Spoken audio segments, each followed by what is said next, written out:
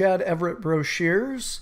Today, we are going over mental occupation, what that actually means.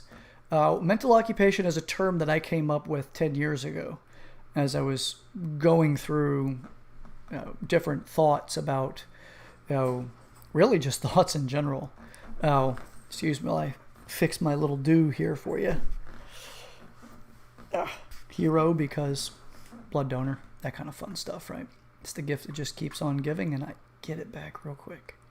So, okay, mental occupation. This idea actually came to me when I was sitting in a coffee shop, and I was reading on several things, actually. But I was starting to wonder how the brain worked in a specific function, like exactly how does an idea form? What came to mind was, and this is why this is also important, is where thoughts, like you'll have a thought that flows through, right? This is just, and it can be fleeting. If you've ever meditated, you've likely have already had this experience where thoughts flow through your mind and then they kind of just disappear. They kind of wash over you and then they're gone until you get to a thought that actually has some sort of value that needs your attention. So, with that fantastic insight, I sat with it for a bit and I'm like, where is this all coming from and where is it going?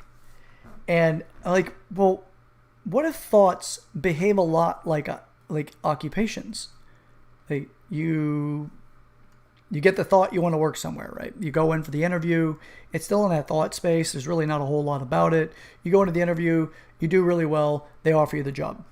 And we'll keep this in something that is likely that a lot of people have done. Even if you haven't done this occupationally, you'll be able to still hold on to this if you've ever done any kind of housework, chores, things like that, that involve like sweeping, mopping, and other household daily behaviors to keep your home clean or in a cleanly type of situation for you, a living standard that you live by or that you're okay with.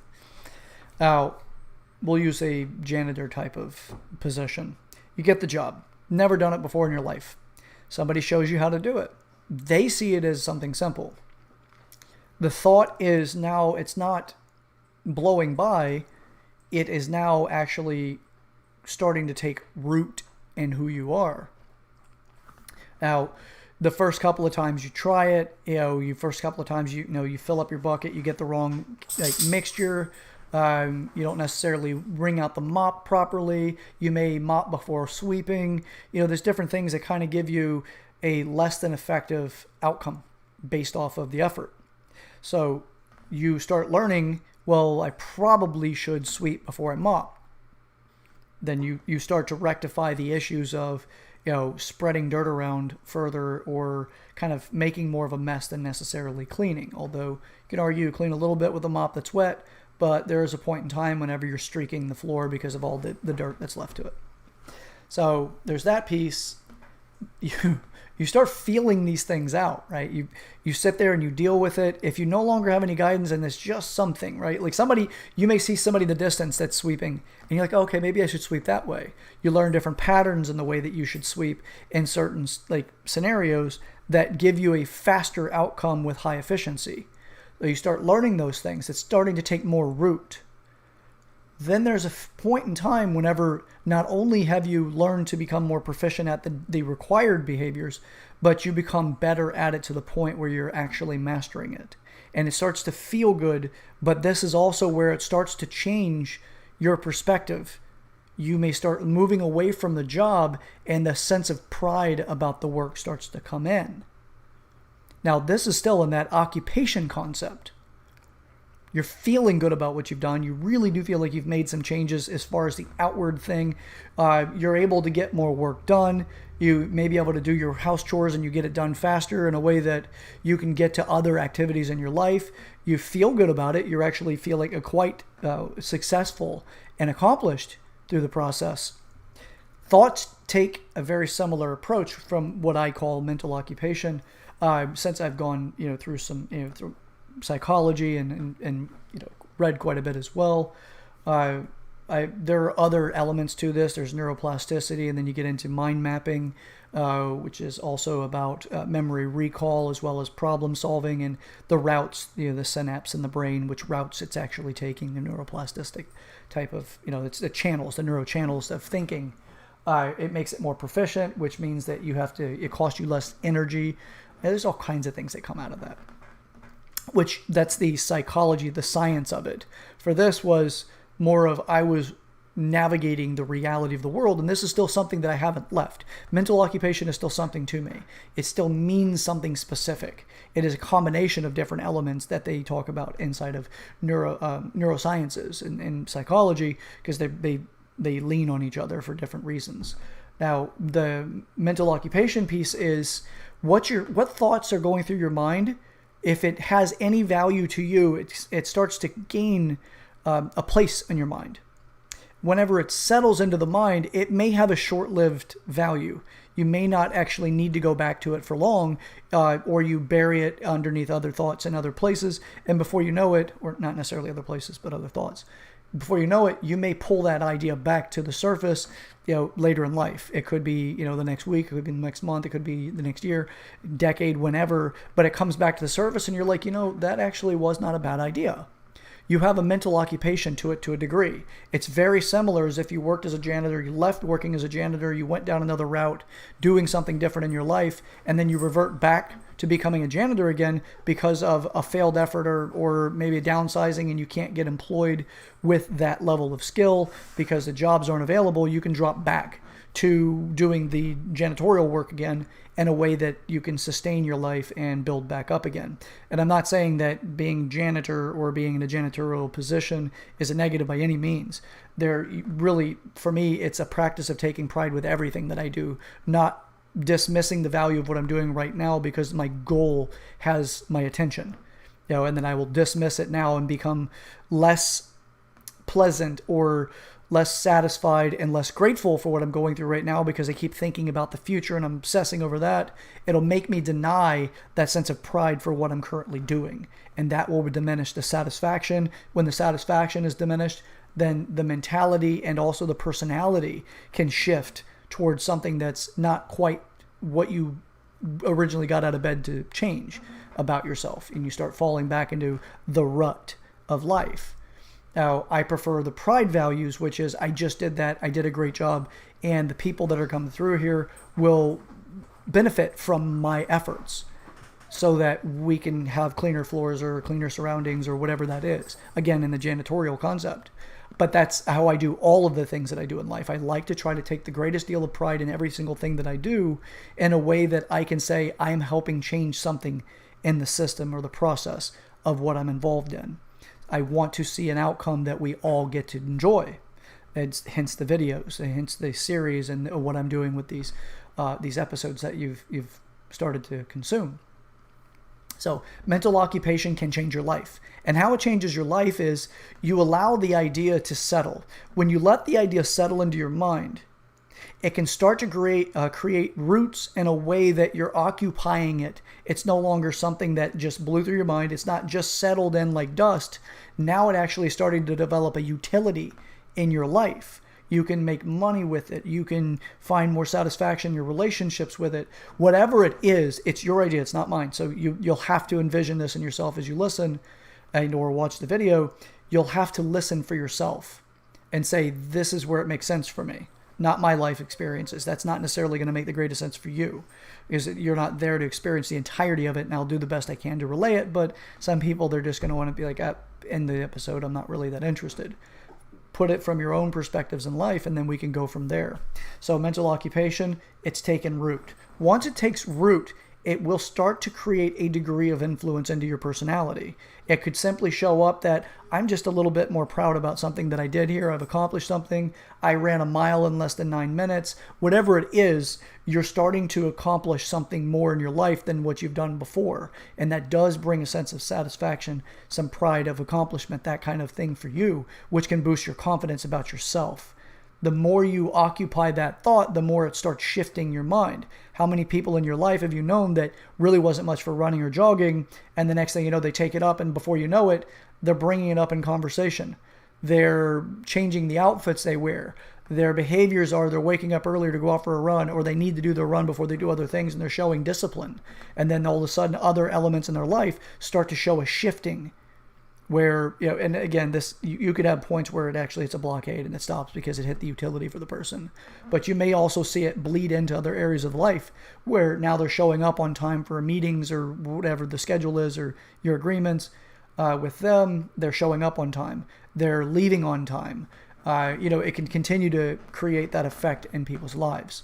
This is what I'm talking about for your own life. If you want to make change, you start building that up. Now, inevitably, you're going to come to a point in time where you need guidance.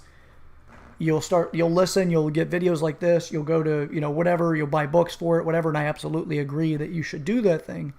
But there's also times whenever the book may not necessarily seem like it's applicable for where you're currently at and what you're dealing with in life. Sounds great in theory, but it doesn't have the sensation of applicability to satisfaction. It may be applicable, but not necessarily to satisfaction. It's applicable and it takes you forever to do it. Before you know it, you've had to learn a new approach to what you're doing. You'll have to take a different avenue. This is also why I'm not necessarily a fan of the concepts of fate or destiny, because people will run into enough of an objection, back off of their efforts because they feel because of the objections, maybe they just really like the idea, but they're not destined to accomplish it, therefore go another route. And perseverance is a piece that actually is a discipline that does help you. It's a virtuous discipline that helps you accomplish something. Perseverance. But again, it's also where you're structured and strategized in order to be successful.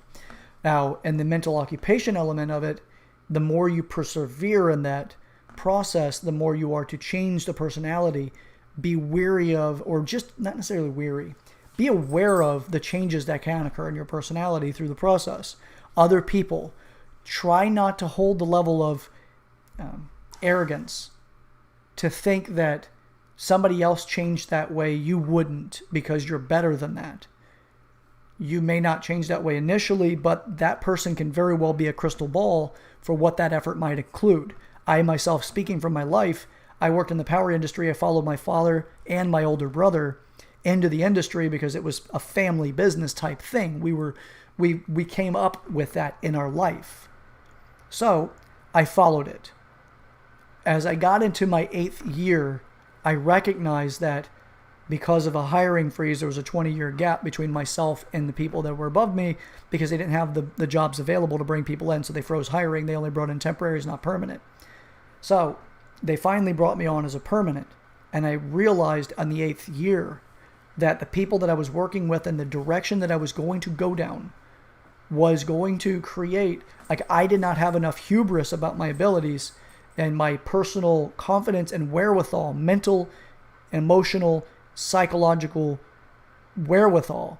I realized that I was more likely to turn out like the people that were 20 years senior to me in the company. I was likely to be more like them by the time I got to the end of the job, like when I got to the retiring age like they were getting. I realized that those individuals, they were very dissatisfied with a lot of things in their life. They spent a lot of time griping and being upset. Their conversations were far more dramatic. They weren't necessarily, there wasn't a lot of developmentally sound conversations. A lot of it was venting and dramatic. I decided that when I saw that the greatest degrees of satisfaction they showed or the excitement that they had really seemed like it was centered around their paycheck. Whenever their paycheck was going to be deposited and they knew they were going to make a certain amount of money was really some of the only times that I saw them crack a smile, except for whenever they would give other people a hard time. And then they realized they did successfully give a hard time, then sometimes I saw them crack a smile, which is actually sadistic.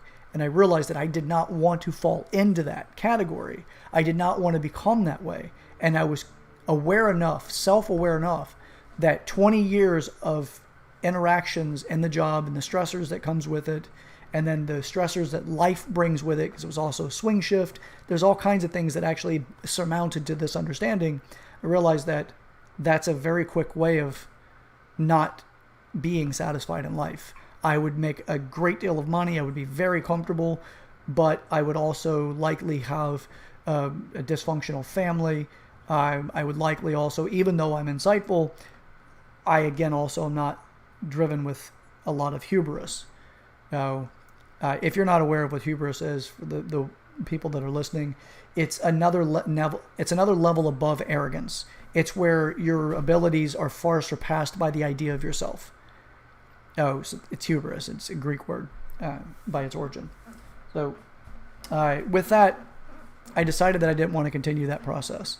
So I decided to resign from that position. Now, with that being said, I mentally occupied that to a great degree. It was becoming my identity. 8 years worth of it at that point. Is actually 8.5 years by the time I left the first time. When I say the first time, I went back for a year because I fell back on the skill sets in order to catch up on my bills after I took a business venture that was not as successful.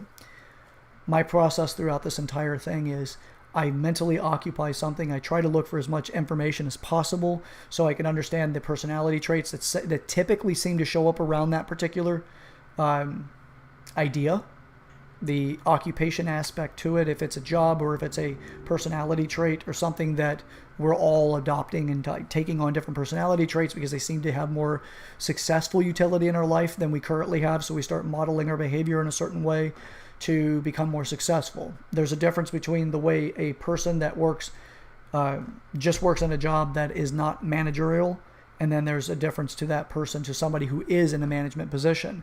The mentality of I'm here to be a technician, to do this job, or I'm here to be responsible for the technicians to make sure the projects are done. There is a difference in thinking. Even though both of them are working on the projects, it's how they're working on the projects changes. And that's how you mentally occupy things. You do the same thing with personality elements as well. When we want to develop a different personality trait, I'm tired of this thing in my life. I no longer want to continue to deal with this thing. If it's a dating relationship type issue or whatever it might be, and you're like, I'm tired of it. I'm not doing it anymore.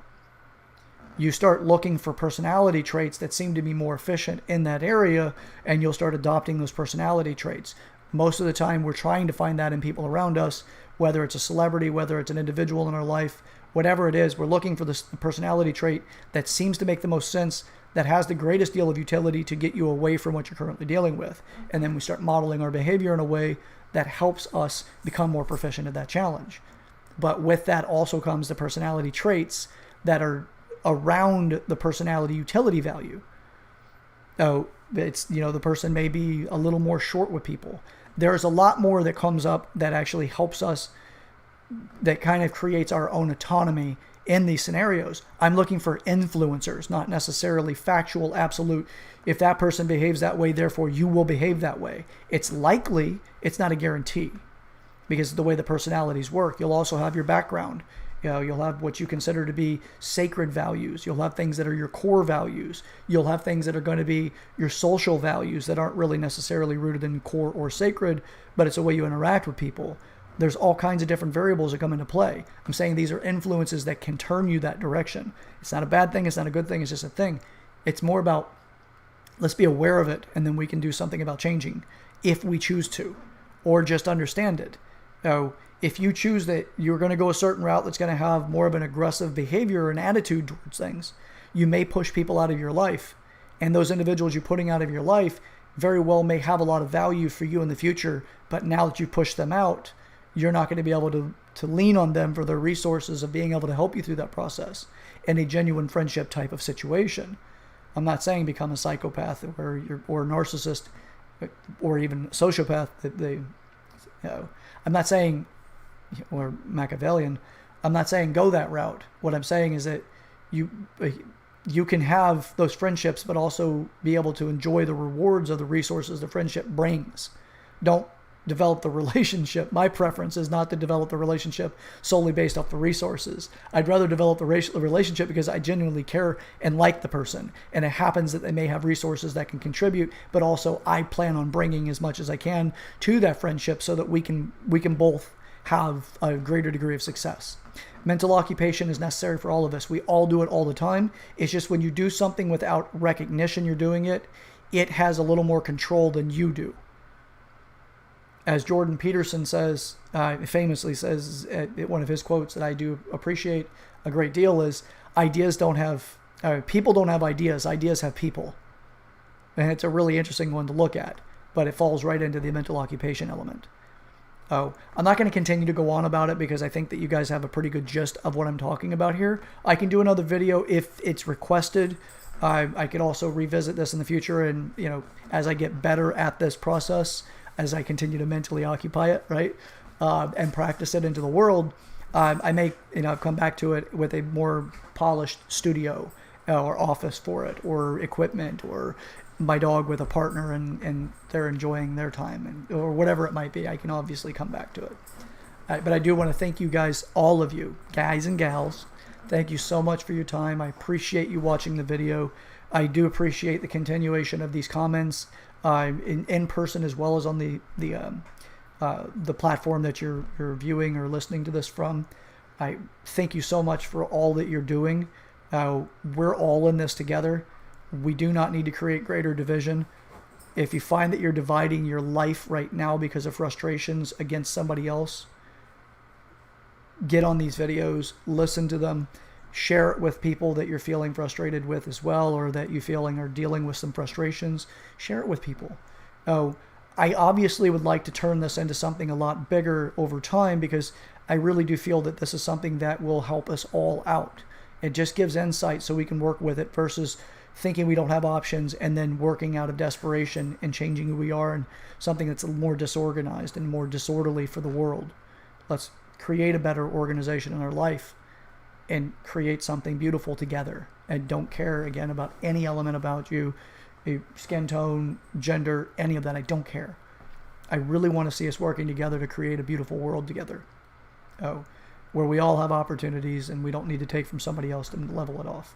That's as a remark more towards what's currently going on in our culture, in our society, in our country, United States, right now, with all the riots and everything else that's going on, the protest of riots and looting. Not saying that they always turn into that either. For the people that are listening, and they're like, oh, well, he said this, and it's not a guarantee a protest goes to that.